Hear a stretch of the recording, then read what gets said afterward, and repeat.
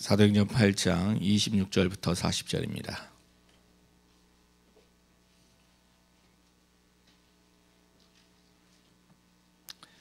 사도행전 8장 26절부터 40절까지 제가 먼저 읽겠습니다.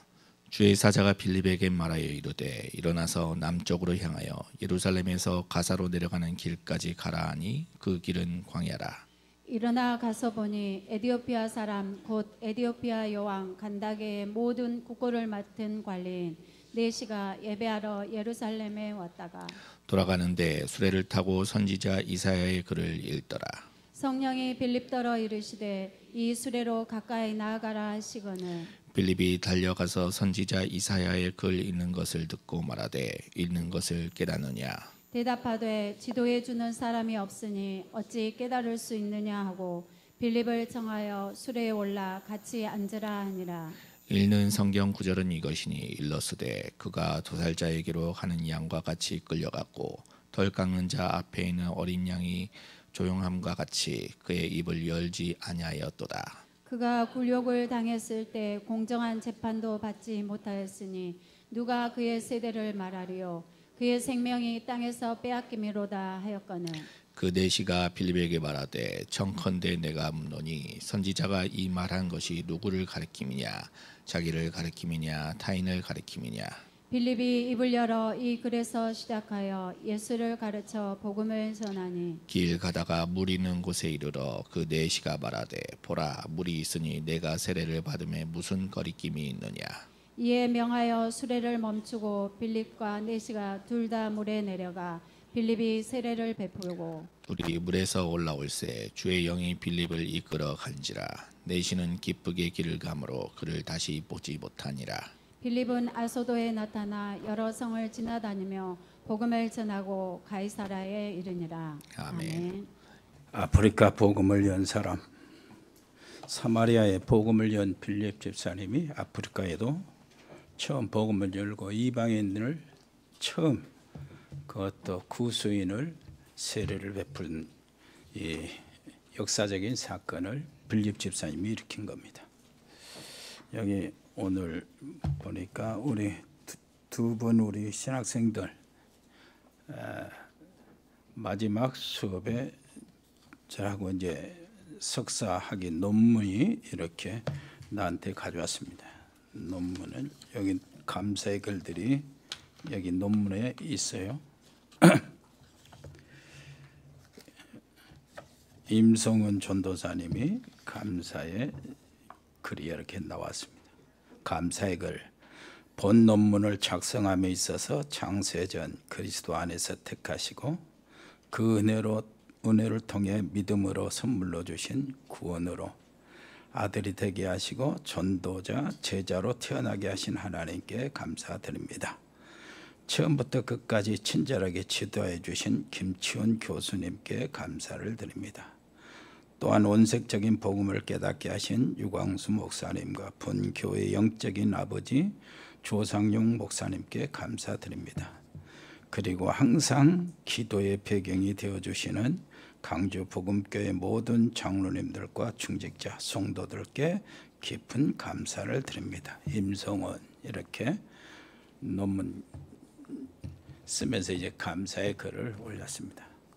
또 여기 보면은 맹찬이 전도사님 감사의 글이 또 여기 있습니다. 감사의 글. 먼저 300RTS 서밋의 대열에 서게 하신 하나님께 감사를 드립니다. 본 논문을 작성함에 있어서 처음부터 끝까지 친절하게 지도해 주신 김민용 교수님께 심심한 사의를 표합니다. 또 저희 영적인 아버지 되시며 영원한 스승으로 지도해 주시고 이끌어 주신 조상용 목사님께 감사의 말씀을 드립니다. 부족한 저를 위해 항상 기도해 주시는 강주 복음교회 모든 중직자 성도님들과 묵묵히 뒤에서 기도로 함께 동역해 주시는 사랑하는 나의 아내 오유진 사모와 사랑하는 딸 로이에게 깊은 감사를 드립니다. 맹찬이 이렇게 됐습니다. 이걸 읽으면서 생각하는 것이 있었어요. 내게 지금까지 이렇게 되어지고 이렇게 오게 된 것은 나야말로 우리 성도님들, 우리 장로님들 비롯한 처음부터 끝까지 지금까지 제자로 섬기는 여러분들의 하나님의 은혜가 여러분들 통해서 내게 왔습니다. 그걸 고백합니다. 그리고 하나님께서요, 놀라우신 하나님의 은혜로 기다려 주시고, 그리고 이 많은 것들을 하나님께서 용납해 주시고 길이 참으시는 하나님의 은혜가 그것도 여러분들을 통해서 나에게 임했습니다. 여기 읽으면서 감사기를 읽으면서 그런 생각을 했어요.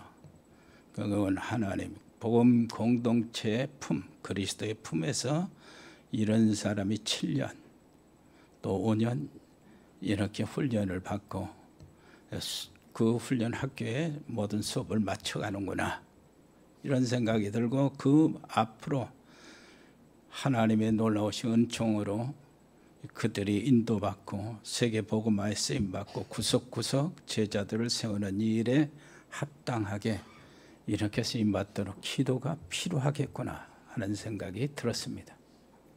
저는 지금부터 한 7년, 6년 예전에, 그러니까 그때부터 새벽에 기도에 참여하신 분들은 알 겁니다. 내 기도의 중심이 뭐냐니까 긍휼이 풍성하신 하나님, 영원하신 인자하신 하나님, 끝없는 사랑의 하나님, 끝없는 자비의 하나님께서 근거해서 내가 나의 모든 것들을 구하고 간구하고 왔습니다. 특히 심장 혈관 수술을 하고 난 그때쯤에는 집중으로 새벽에 그 기도를 계속했어요. 지금까지 하나님께서, 그럼에도 불구하고 하나님이 내게 은혜를 베푸시고 복음교회 성도들의 사랑을 듬뿍 받고 그들의 기다려주고 참아주고 이렇게 했던 것들을 생각하면서 그들을 위해서 기도 안 할 수가 없었어요. 여러분들을 위해서 계속 기도하고 있습니다. 끝까지 사랑함으로, 감사함으로 끝까지 여러분들을 위해서 기도할 겁니다.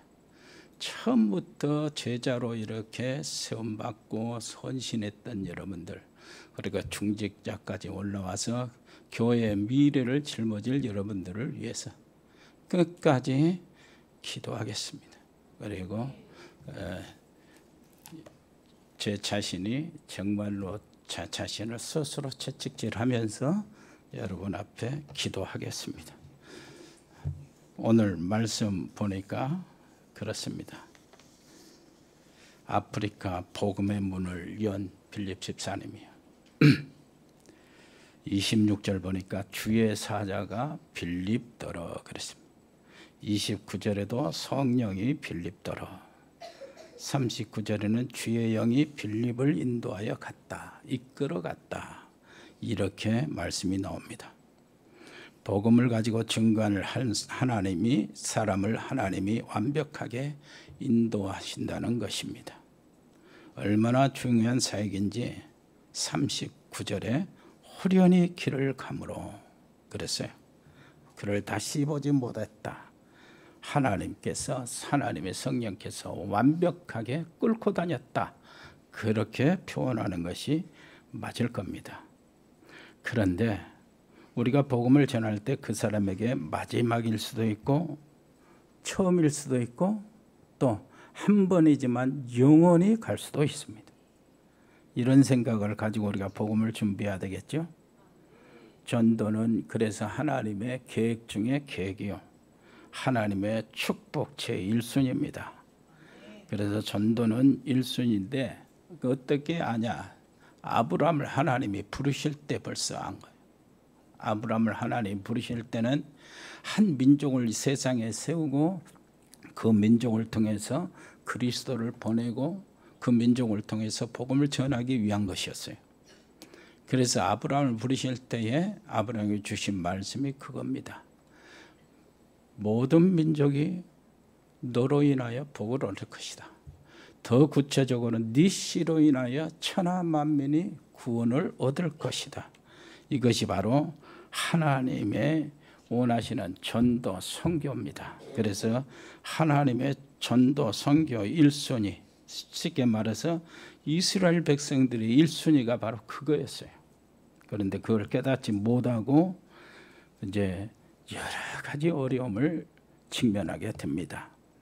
그래서 전도 선교가 의식화되면은 모든 대표적인 축복, 기념비적인 축복, 시대적인 축복을 받는 사람이 돼요. 왜 그러냐 하니까 전도 선교를 이해하는 그때부터 언약은 시작되기 때문에 전도 선교 이것이 영혼의 뿌리가 내리면은 복의 근원의 축복을 받을 수밖에 없어요. 아브라함을 불러서 약속하신 것이 그거죠. 뭐 때문에 무엇을 두고 약속하신 만민, 천하 만민. 그래서 우리는 전도의 선교의 모델을 만들자 하는 것입니다. 그렇게 가는 거예요. 전도 선교의 모델은 세 가지 뜰로부터 시작이 돼요. 내 안에 이방인의 선교 정신, 그리고 기도의 비밀, 그리고 렘넌트 정신이 살아있으면 우리 가정에 그것은 실현이 될 겁니다. 내 안에 살아있으면 우리 가정에도 실현이 되고 그 가정들이 모여서 교회로 오면은 교회는 정말로 이방인을 향한 공간들이 다민족을 향한 공간들을 찾아낼 거예요.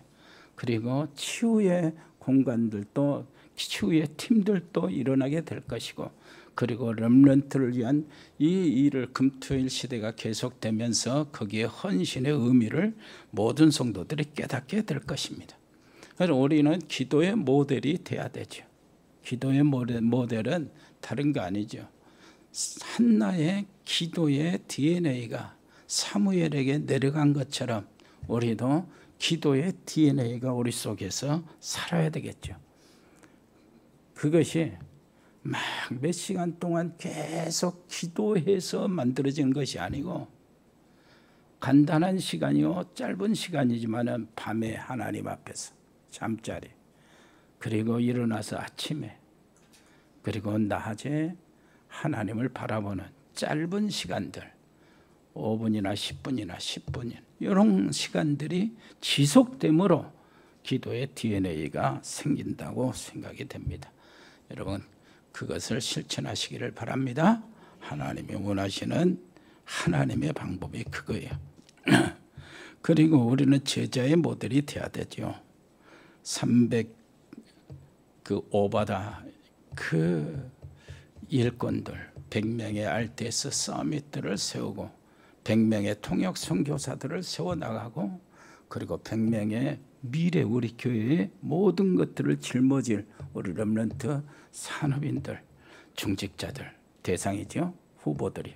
이 사람들이 정말로 세워지는 것이 모델, 제자의 모델이 될 것입니다. 그리고 성령의 인도의 모델이 우리 이 성령의 인도는 이정표잖아요. 바로 사도행전이. 그러면서 우리는 경제의 축복의 모델이 되어야 될 겁니다. 사도행전 6장 1절로 7절 사도들은 뭐를 해요? 기도와 말씀에 전무하겠다 하고 중직자들을 세우잖아요. 중직자들은 어떤 마음으로 갖게 됩니까?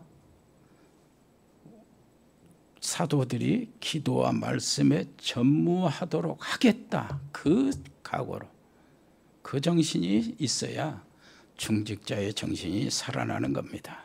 사도행전 11장 28절로 30절을 보는 때 그 중직자들로 인하여 안디옥 교회가 세워지고요. 안디옥 교회는 어때요? 중직자 중심으로 세워진 교회. 그 중직자의 중심으로 세워진 안디옥 교회가 천하의 기근이 굉장히 어려운 경제적으로 공황이 될 때에 예루살렘 교회를 크게 도와주는 교회가 안디옥 교회였어요. 그 정도로 중직자들이 무엇인가 경제의 근원을 잡고 있었다는 얘기고 경제의 비밀을 알고 있었다는 얘기가 됩니다. 그래서 로마서 16장 23절에 보면은 모든 전도자의 식주인이라고 이렇게 별명이 나올 정도로 가이오 중직자가 세워진 거예요. 그리고 사도행전 18장 1절로 4절에 보면 여러분들이 아시는 것처럼 바울 팀을 돕는 최고의 팀은 바로 그가 중직자인데 브루스길라 아굴라 부부였습니다. 브루스길라 아굴라 부부가 경제에 큰 이 축복을 받는 일을 여러분들이 아시고 계십니다. 이 놀라운 축복을 여러분들 우리 중직자들이 다 받았으면 좋겠고요. 이것이 우리 후손들에게 그대로 내려가서요. 경제의 그 DNA가 하나님의 빛의 경제의 DNA가 우리 후손들 여러분 자녀들이 꼭 피었으면 좋겠어요. 그리고 결국은 빌립 집사는 이방인에게 최초로 세례를 준 사람이 됩니다. 아프리카 전도의 문을 연 사람, 2000년 교회 역사상 처음 이방인에게 세례를 준 사람이 됩니다. 어떻게 빌립 집사가 이런 축복 속으로 들어갔습니까? 여기 본문에 한 두 가지, 세 가지 단어들을 살펴보겠습니다. 첫째요, 26절입니다. 주의 사자가 빌립에게 말하여 그러잖아요. 29절에는 성령이 빌립에게 빌립더러 이르시되, 39절에는 주의 영이 빌립을 이끌어 가시니라 이랬습니다. 여러분 아시는 것처럼 예수님께서 승천하시기 전에 최후의 명령 내리시잖아요. 오직 성령이 임하시면 예루살렘과 온 유대와 사마리아와 땅끝까지 내 증인이 되리라. 그런데 사도들은 예루살렘을 떠나려 하지 않았어요. 최초로 예루살렘을 떠나서 유대를 떠나서 벗어나서 사마리아에 들어간 사람이 사도들이 아닙니다. 빌립 집사님이요. 놀라운 역사가 거기서 일어납니다. 예루살렘에 소문이 들어가서 그 소문을 확인하기 위해서 베드로와 요한이 사마리아에 들어갑니다.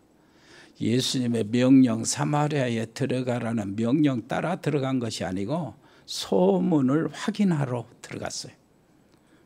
갔는데 소문이 사실인 것이 확인되었습니다. 놀라운 역사가 일어나는데 확인이 되었는데 성령을 받은 사실은 없다 하는 사실을 발견했어요. 성령이 아니면 안 되잖아요. 그래서 사도들이 그들을 위해서 기도할 때 성령이 임했습니다. 자, 성령이 임했다는 사실입니다. 여러분, 하나님이 이 사도들에게 분명하게 확인시켜 주시는 거예요. 성령이 받지 않아 성령이 있음도 못 들었던 그 사마리아 사람들에게 뭐 했어요? 베드로와 요한이 기도해서 성령을 구할 때 성령이 그들에게 임했습니다. 성령은 그들은 뭔 생각을 했냐면은 오순절 마가 요한의 예루살렘 마가 요한의 다락방에서 우리에게만 사도들에게만 임한 줄 알았어요. 거기에 같이 있는 사람들에게만 임한 줄 알았어요. 사마리아 사람들이 성령 받을 것은 꿈에도 생각 못한 거예요. 하나님은 그들을 통해서 성령을 주심으로 너희들이 지금 정말로 경멸하고 있는 사마리아 사람, 짐승처럼 취급하고 더럽게 취급하고 부정되게 취급하고 있는 사마리아 사람도 성령을 받아야 된다. 그들도 구원받고 하나님의 자녀가 되어야 된다. 그런 편견의 생각을 버려라는 거예요. 너희들의 생각. 하나님이 주신 그 확인입니다. 그런데 이 성령을 받고 난 다음에 성령이 충만한 이런 사건들을 알고 난 다음에 사도들은 어디로 갑니까? 다시 예루살렘에 돌아가 버려요. 물론 가는 길에 전도하는 일들이 있었어요. 그러나 예루살렘으로 돌아가는, 예루살렘을 사수하려고 돌아가는 거죠. 자, 빌립이 사마리아에 들어간 것은 갈 곳이 없어서 들어간 게 아니에요. 우연히 또 들어간 것도 아닙니다. 빌립은 사마리아인과는 상종하지 않는 그런 것을 알고 있었던 사람이. 그리고 사마리아에 들어가면은 유대인들로 비난을 받고 공격을 받을 것도 알고 있었어요. 그리고 사마리아에 들어가면은 사마리아 사람들이 큰 경계를 하고 그리고 적개심을 가지고 있다는 것도 알고 있었어요. 들어갈 틈이나 있겠어요? 그런데도 빌립은 사마리아에 들어갔습니다. 왜 들어갔죠? 성령이 빌립에게 말씀하시되, 주의 사자가 빌립에게 하나님의 영이 빌립을 이끌어갔다. 그것 때문입니다. 사마리아인들이 복음을 받았습니다. 역사가 일어났어요. 그들에게 구원이 임했고 큰 증거들이 나타났습니다. 그들이 세례를 받았습니다. 무당 시몬도 변화되고 교인이 됐어요. 상상치도 못할 일이 일어났습니다. 이것이 바로 성령의 인도입니다. 성령의 인도는요, 우리가 생각지도 못해요. 26절 보니까 어떻게요? 다시 한번 읽어볼까요? 26절. 주의 사자가 빌립에게 말하여 이르되 일어나서 남쪽으로 향하여 예루살렘으로 가서 가사로 내려가는 길까지 가라. 그 길은 광야다 그랬어요. 광야로 가라고 하십니다. 무슨 말입니까? 예루살렘에 살기 좋은데 정말로 모든 사람이 싫어하는 사마리아로 들어가게 하신 거예요. 사마리아에 들어가서 역사가 일어났어요. 이제는 빌립이 사마리아 교회를 세우는데 이 교회에 정말로 큰 부흥이 일어났지요. 빌립을 사람들이 그렇게 존경하고 빌립을 떠받들어 정말로 이제 빌립은 사마리아에서 편하게 살 수가 있었어요. 귀신들이 소리치며 떠나가 많은 중풍병자가 고쳐지고 걷지 못한 사람들이 걷게 되고, 빌립을 통해서 이런 일이 일어났다면 사마리아 사람에게 그 성에 큰 기쁨이 있었다. 그렇다면 빌립을 통해서 그들에게 나타나는 역사, 그것만으로도 빌립을 모시려고 그랬을 것이죠. 그런데 성령님은 거기를 떠나라고 하시는 겁니다. 어디로요? 광야로. 27절 그 결과가 나옵니다. 일어나 가서 보니 에디오피아 사람 곧 에디오피아의 여왕 간다게의 모든 국고를 맡은 관리인 4시가 예배하러 예루살렘에 왔다가, 그래서 돌아가는데 수레를 타고 성경을 읽으면서 갔다 그럽니다. 거기서 만난 사람이 아프리카, 이디오피아 관리 이방인 4시였어요. 역사상 최초로 사마리아 교회를 세운 빌립에게 맡기신 주님은 성령의 인도를 받는 우리 중직자 빌립에게 최초로 아프리카의 문을 여시고 계시는 겁니다. 2000년 역사상 최초의 이방 아프리카인을 세례교인으로 만드는 이 일을 빌립을 하나님이 사용하신 거예요. 누구를 놔두고요? 사도들을 놔두고. 그렇습니다. 이게 성경이 빌립을 이끌어 가시는 이유입니다. 예루살렘에서 사마리아에 머물러 있으면 굉장히 편하고 좋을 것인데, 존경받고 대접받고, 그런데 거기다 두지 않고 가라. 어디로요? 광야로. 영혼 구원의 전환점 될 만한 곳이라면은 제자들을 이끌어 주님이 나가십니다. 그러니까 우리가 이것들을 미리 생각을 해야 돼요. 편한 곳으로만 하나님이 끌어가시진 않겠죠. 두 번째요. 여기 보면은 가서 보니 27절 이랬어요. 일어나 가서 보니 그랬어요. 자, 36절에도 길 가다가 물 있는 곳에 이르러 그 내시가 말하되 보라 그랬어요. 보라.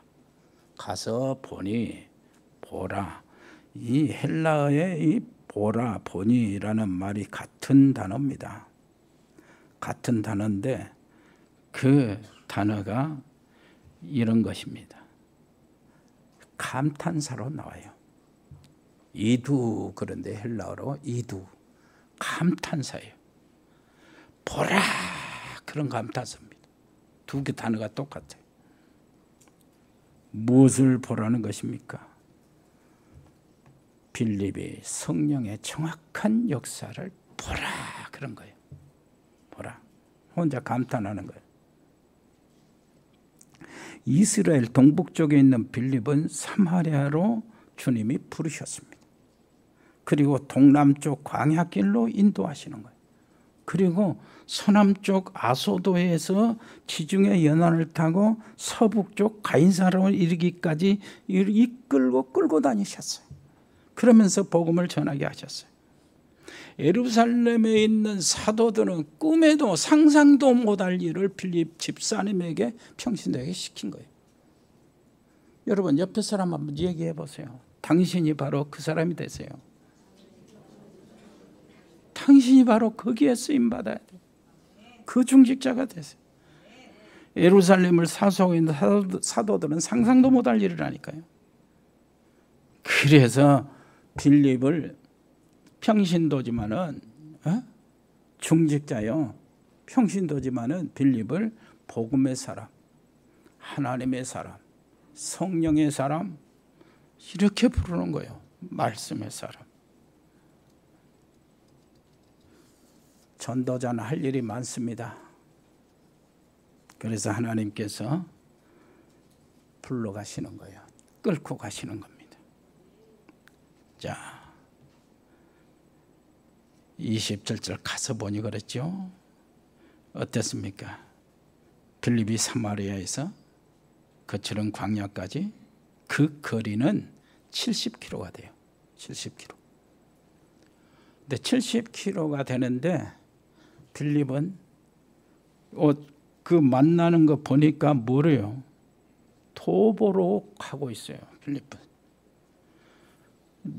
이디오피아 내시는 예루살렘에서 출발했으니까 빌립보다 훨씬 가까운 거리에서 출발하죠.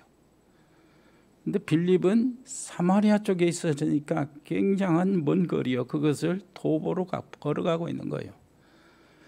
에디오피아 내시는 수리를 타고 가요. 그것을 만나는 시간과 시점과 장소를 하나님이 성령이 간섭하시는 거예요. 미리 이 내시가 출발하기도 전에 수리를 타고 출발하기도 전에 빌립을 출발시키신 거예요. 거기서 만나게 만드신 겁니다. 하나님의 성령의 역사는 이렇게 정확합니다. 그래서 성령의 인도를 진짜 받는 것을 위해서 금식할 정도로 바울팀이 그랬잖아요. 그렇게 중요해요. 성령의 인도를 제대로 받게 되기를 바랍니다.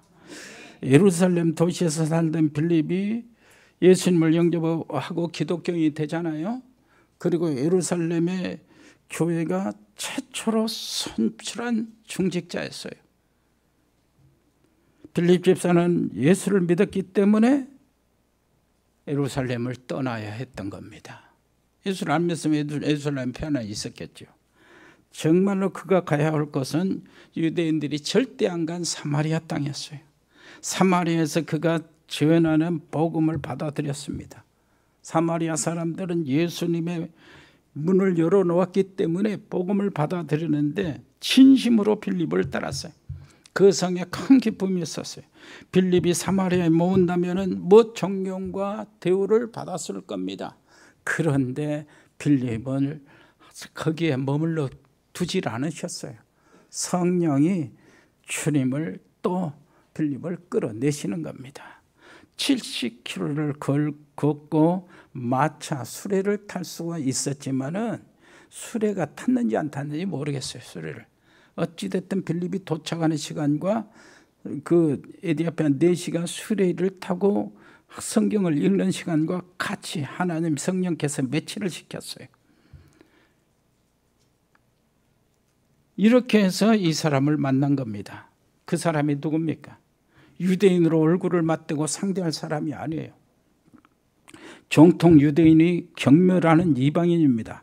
이방인 중에서도 더 경멸하는 이디오피아, 흑인이요, 흑인. 이디오피아 넷이라 그래요. 이디오피아. 그 구수라고 구수 사람이요. 구수 사람은 어떻게 되냐면은 그 노아의 아들 중 저주받은 함의 후손이 구수요. 거기다가 넷이었습니다.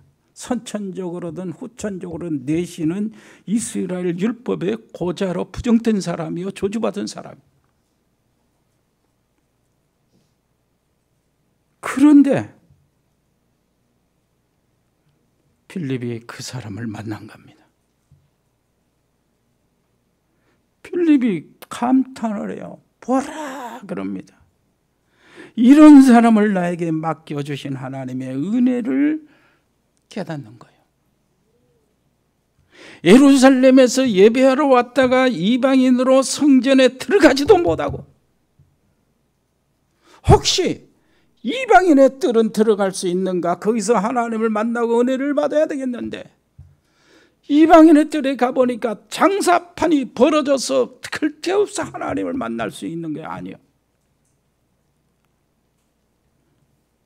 그러면서 실망해 오는 사람이요. 어디서부터요?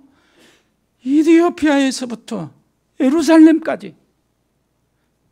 무엇을 보고요? 성경을 보고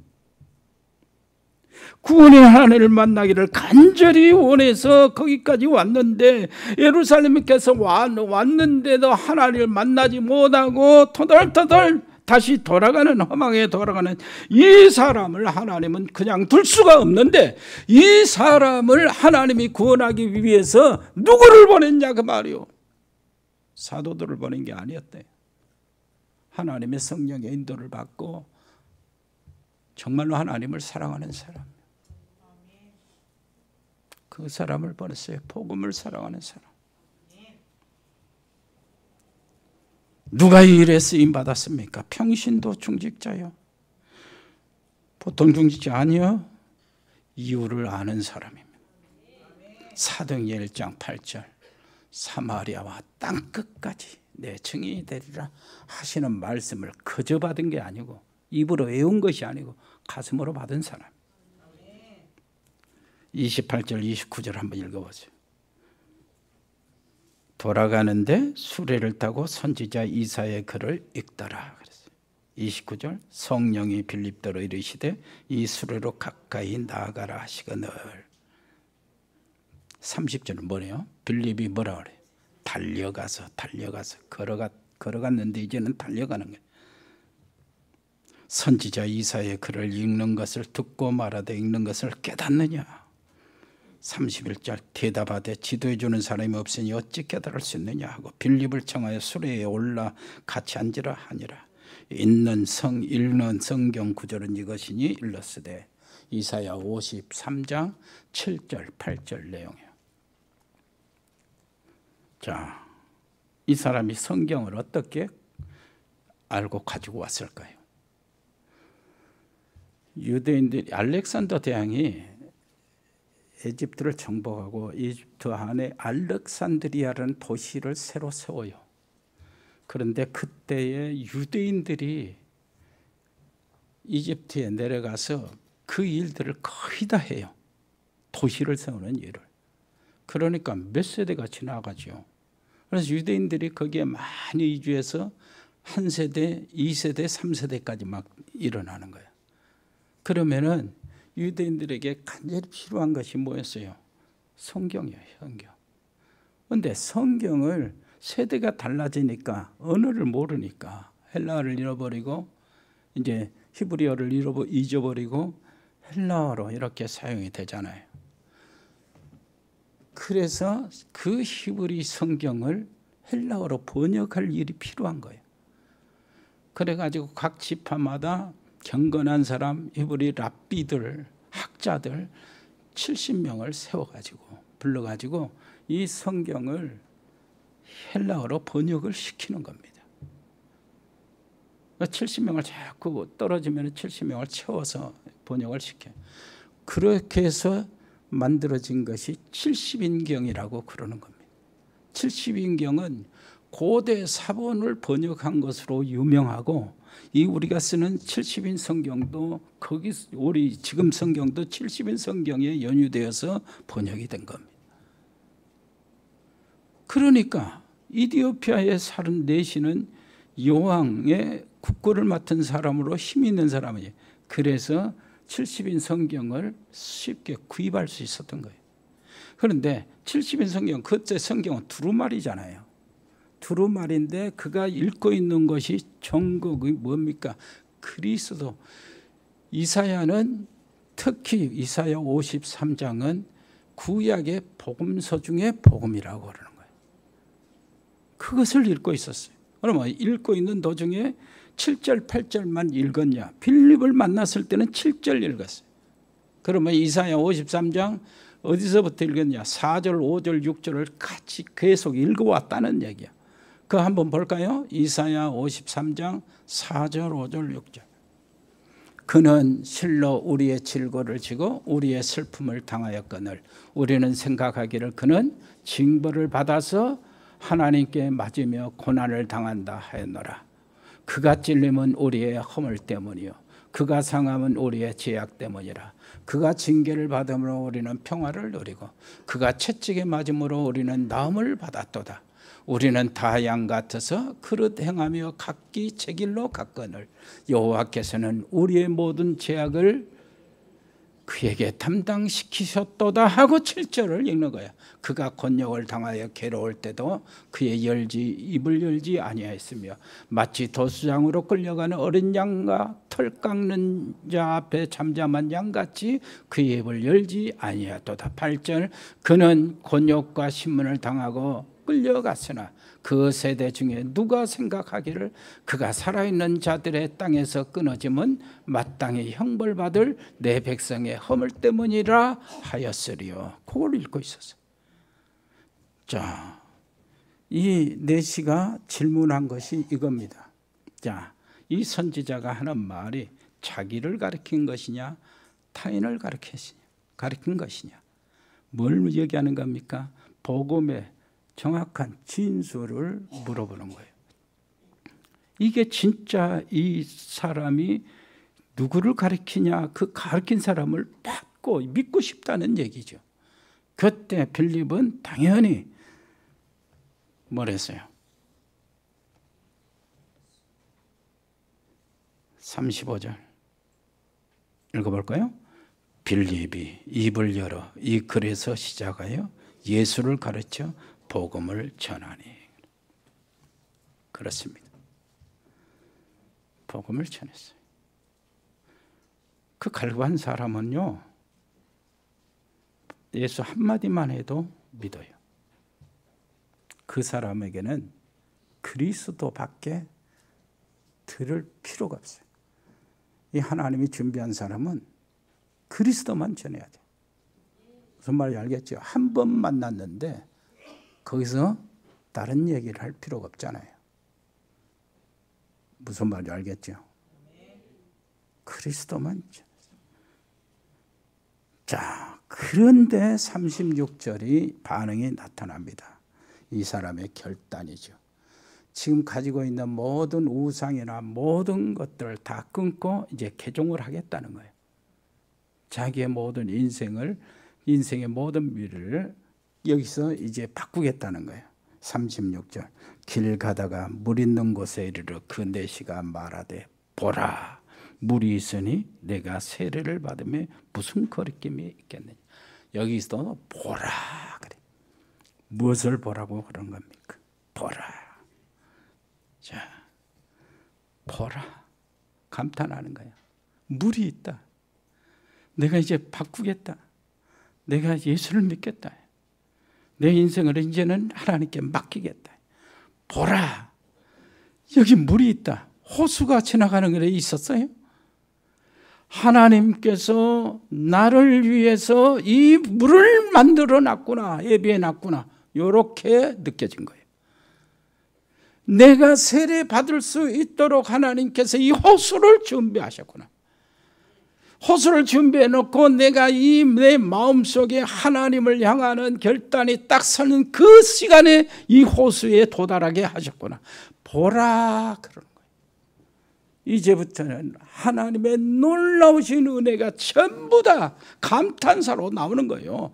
우리의 인생의 사건들이 상한 생각을 해보면 전부 다 하나님의 의미가 있고 뜻이 있어요. 여러분 놓치지 마세요.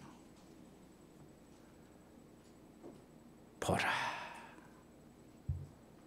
여러 가지 사건들이 있잖아요. 문제도 있고. 하나님이 그것을 은혜를 주시려면은 우리가 하나님을 정말로 신뢰해야 되잖아요. 우리의 잘못된 것들을 하나님께 고백하고,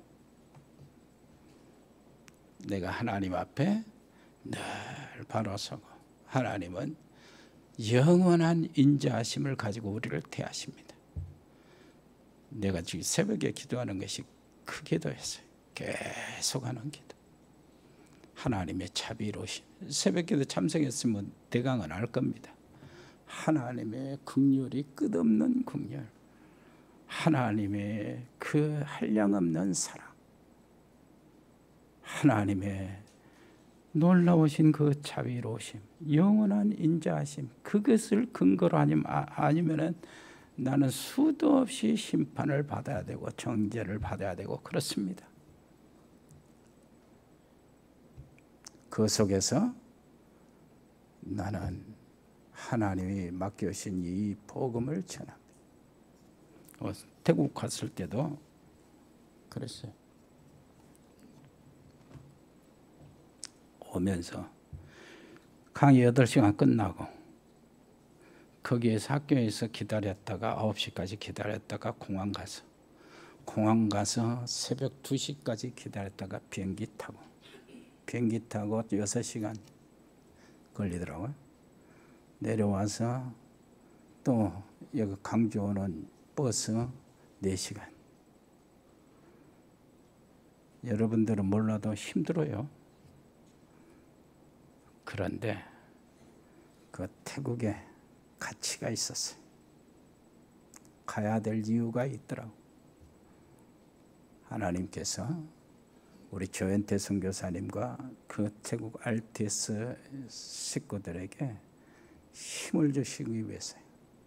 치유의 메시지를 하고 왔거든. 아주 좋은 하나님의 놀라우신 은혜가 거기에 임했습니다. 너무나 감사해요. 이렇게 우리는 하나님 맡기신 일에 해야 되잖아요. 자격은 없지만 하나님이 이렇게 하라고 하시니까 하는 거예요. 나는 이 일을 할 수 있도록 하나님이 이끌어 주신 속에 여러분들이 계신 거예요. 지금까지 여러분 통해서 내가 가는 거잖아요. 여러분 통해서 내가 살고 우리 자녀들도, 우리 지금 전도사님들도, 우리 목사님들도 이렇게 해서 여러분 통해서 세움 받았어요. 하나님의 은혜가 여러분 통해서 임했다면은 나는 여러분 통해서 계속 여러분들을 위해서 기도해야 되겠죠. 기도 계속 하겠습니다. 기도하겠습니다. 하나님 은혜를 감사드립니다. 빌립 집사님을 통해서 2000년 전에 최초로 이방인들에게 복음을 전할 수 있도록 해주셨고, 전부 다 멸시하고 천대하는 그 대상자들에게 아버지 하나님은 최초로 아프리카인 세례교인을 만들어 주셨습니다. 아프리카의 문을 여는 이 놀라운 일들을 위해서 빌립을 하나님의 성령께서 이끌어 가신 것을 봅니다. 우리를 이끌어 주옵소서. 우리 교회를 이끌어 주옵소서. 예수 그리스도 이름으로 기도합니다. 아멘. 주 예수 그리스도의 은혜와 아버지 하나님의 크고 놀라우신 사랑과 성령의 교통하심이 여기 복음의 사람들 머리 위에, 저들의 가정 위에, 저들의 산업 위에, 저들의 직장 위에, 우리 렘넌트들 학업 위에 영원토록 함께 계실지어다. 아멘.